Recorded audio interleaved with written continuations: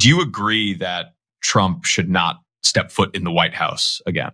Yeah, I've said that for a long time. I think it's very frustrating to me that they haven't burned him. To me, the bottom line here, just as a conservative Republican who is alarmed by the trajectory of the country, Trump can never, ever again win a national election. You just heard from Fox News legal analyst Andy McCarthy, who's about to explain why he believes that Donald Trump will be prosecuted thanks to new evidence presented during the January 6th hearings. And it's just one of many new obstacles that Trump is facing now that he prepares to run for president again in 2024. Now, let's hear a little more from McCarthy, who explains how Trump could be prosecuted. One of the things I thought was really deficient about the impeachment investigation right after the Capitol riot was the failure to peel back the curtain on what President Trump was doing, not only in the lead up to January 6th, but in the minutes and hours that were critical during the riot. So we now have, from a witness who has a lot of firsthand knowledge, a real look at what was going on there, which I think is a critically important element of it. And I guess the second thing is, I've always thought that this whole discussion about incitement was kind of a sideshow. What I think you have here, based on the testimony we heard yesterday, is a situation where now, assuming the truth of Hutchinson's account, and I don't think there's any reason for her to be lying about this. Trump was clearly aware just moments before he took the podium that you had a mob of heavily armed people. That was what this whole argument about whether the magnetometers should be taken away and whether armed people should be allowed to come. And I thought the critical things he says there are, they're not here to hurt me, which it implies that in his mind, he knows they're here to hurt someone, it's just not him. And the second thing he says, which I don't think has gotten enough attention, is he says they can come in, they can hear me, and then they can march to the Capitol. That's right. He is absolutely correct about the testimony we heard from former White House Chief of Staff Mark Meadows' aide at the time, a woman by the name of Cassidy Hutchinson, who, by the way, is no liberal, is no leftist, is a hardcore right-wing, at the time, pro-Trump conservative. And her testimony was so damning that now you have Trump lackeys and lapdogs flailing, trying to find ways to discredit her, and they're failing at that miserably.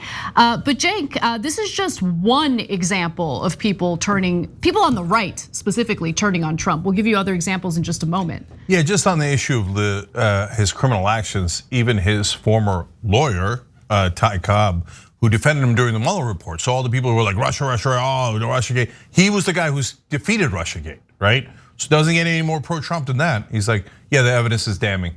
It would be shocking if they didn't prosecute him. First of all, have you met the Democrats? It wouldn't be shocking at all, okay? But yes, they have him if they want him. He clearly did it. Now let's go to what the Washington Examiner has recently published. If you're unfamiliar with the Washington Examiner, it's important to know that it is a right-wing outlet. The Washington Examiner is not unbiased. It is not on the left. It is very much a right-wing publication. It published an anonymous editorial yesterday declaring that Trump is unfit for power. Let me read a few excerpts for you. Former White House aide Cassidy Hutchinson's Tuesday testimony ought to ring the death knell for former President Donald Trump's political career. Trump is unfit to be anywhere near power ever again.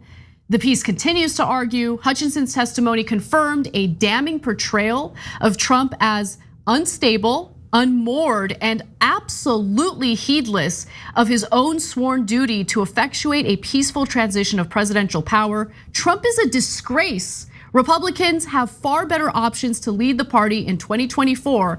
No one should think otherwise, much less support him ever again. Again, strong words in a right-wing publication, the Washington Examiner. Now, Trump's mega donors are also turning on him, and that's pretty significant. And so are some of the voters. So this is a big deal. A recent Quinnipiac poll released shows that the people that he endorsed not doing so well. For instance, Herschel Walker is currently trailing Raphael Warnock. And this is a competition for a Senate seat in Georgia. He's trailing him by 10 percentage points. Let's take so Warnock is at 54%, Walker is at 44%, and the margin of error for that poll is just 2%.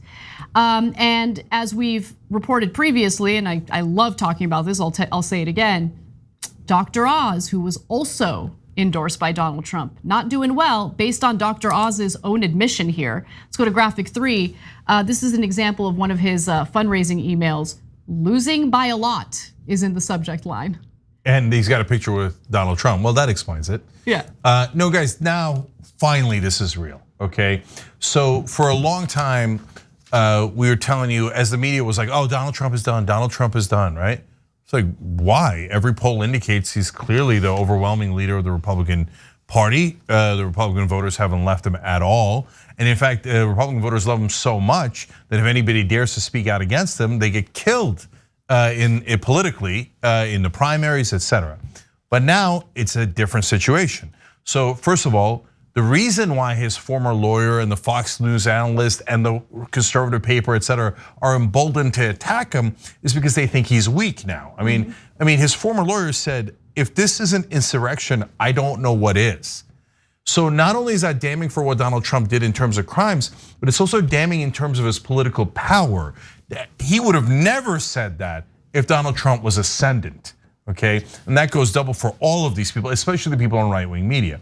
But now, like Georgia is I think where is Trump's death knell politically, because so he lost Georgia to Biden, which was absolutely critical. Then he attacked Kemp and Raffensperger, Republican officials in Georgia, and he said, these are my two main nemesis. They're the ones that cost me the election. They won easily in Republican primaries. Sorry. Then he said, Walker's my guy. Walker's gonna easily beat Warnock. Wrong. Now Warner has lost the lead and is down by 10 points. Sorry. That is Georgia voters saying, if you put Trump up, we're not gonna vote for him. Okay, if you put anyone associated with Trump up, we're not gonna vote for him. So they start out losing Georgia if Trump is the nominee. And that is a big problem for Trump. Because even Trump and Republican voters do some political calculus. The reason they voted for Kemp overwhelmingly over Trump's candidate was because they thought he had a better chance of beating Stacey Abrams. Remember, what animates them is their hatred of Democrats. And so if they think that Trump is gonna lose to a Democrat, then there's at least a prayer that they will turn on him. And it looks like they are, including in polling, to Ron DeSantis, where he has finally begun to lose. Yes, so let's get to that. And I just wanna emphasize, the polling that we're about to talk about was conducted before the testimony we heard from Cassidy Hutchinson during the January 6th investigation hearings this week, okay? So that did damage to him. So who knows how much more pronounced the results would be if the poll was held today. But prior to that testimony, this poll was done, and here's what we know. A sample of Republican and Republican leading respondents to a new Yahoo News/YouGov poll were asked, who would you rather see as the Republican nominee for president in 2024? And given a choice between Trump and DeSantis, so among registered voters, 45% prefer Trump, while 36% prefer DeSantis, which is a 9-point difference that normally wouldn't seem very close. But for Trump is a reputable Republican primary, in a reputable Republican primary poll, it's the closest anyone has gotten. Then last week, a New Hampshire poll showed that DeSantis was actually beating Trump in a head-to-head primary matchup in that state, okay? Yeah. So let's go to that. When provided with a list of Republicans who were thought by observers to be considering running for president in 2024, likely New Hampshire Republican primary voters are split between DeSantis and Trump, with 39% preferring the Florida governor and 37% supporting the former president. Now that's a huge moment. That's the first time I've seen in 6 years Trump losing to any Republican in any poll. So that's a little bit cause for celebration. And if you think, oh, DeSantis is worse than Trump, no way, no way. DeSantis is a very normal corporate criminal. He will rob you blind. Everybody knows that, but so does Biden, so does any other Republican candidate. The question is, are they gonna go fascist or not? Are they gonna end democracy? Trump will guarantee do it. He's promising you, if you reelect me, there's no way I'm leaving office. He will burn democracy to the ground. So I don't know what DeSantis is gonna do, but I know the devil that Trump is. So the fact that Trump is losing for the first time in a poll is awesome news. He actually, for the first time, is in real trouble. And the corporate donors are increasingly abandoning Donald Trump in support of Ron DeSantis instead. And interestingly enough, Trump was talking about DeSantis in an interview with Newsmax. Who is he considering for a potential running mate? So let's take a listen to that conversation. Could you envision a world, sir, where there is a Trump-DeSantis ticket in 2024? Well, I get along with him. I was very responsible for his success because I endorsed him and he went up like a rocket ship, just like I endorsed Mary Miller the other day, who supposedly was not going to win and she won. She won. Just like Darren Bailey is doing great, he just won. Yep. I think he's going to beat Pritzker, one of the worst governors of the country. The Democrats apparently wanted that race, several of these They say that. They're missing something. No, they like to say that. They always like to say that. Yeah, so Trump continued rambling on about his endorsements and never addressed the question that was asked of him. Yeah, all right, now the most important, well, I don't know, the polling is the most important because that's gonna determine everything. And we're not biased like the rest of the press. When Trump was up in the polling, we told you every time, you don't do wishful thinking, he's actually leading and he's leading by a lot. So again, it's nearly a tie, but DeSantis has the lead again for the first time. But this is the second most important thing, graphic 6. Dan Eberhard, a prominent Republican donor, estimated 3/4 of roughly 150 fellow donors with whom he regularly interacts backed Trump 6 months ago, with a quarter going for DeSantis. Now the balance has shifted. About 2/3 want DeSantis as the 2024 nominee. And that is partly why you're seeing Trump saying in an interview, I could have DeSantis as my running mate. Yeah, where's the money? Where's the money? I need the money. Please, please, please, rich people, I'm begging you. Remember, I'm fake rich. Please give me the money. So the donors still control everybody, including Trump. And if the donors are fleeing him and going to DeSantis, it's the beginning, not the end, not the middle, but the beginning of na. We'll leave it there. Yeah, but I also just want to caution.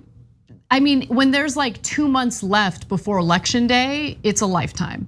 And so a lot can happen between now and then, but it isn't looking good for Trump. It really isn't. And you're right. I mean, look, DeSantis would be awful, excuse me. But someone who isn't vicious enough to try to steal or overturn the results of an election and dismantle democracy is gonna be better than someone like Donald Trump. In that one very specific way. Yes, and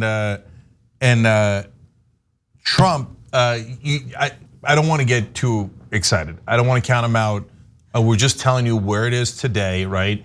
But if he loses, if Herschel Walker loses badly in Georgia, that hurts him the most.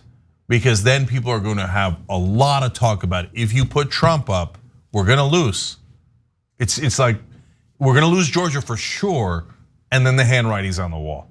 So that's just ask progressives. Once the media says that 24/7, if right-wing media, as they have begun to do, says that 24/7, even Trump can't withstand that. Thanks for watching The Young Turks, really appreciate it. Another way to show support is through YouTube memberships.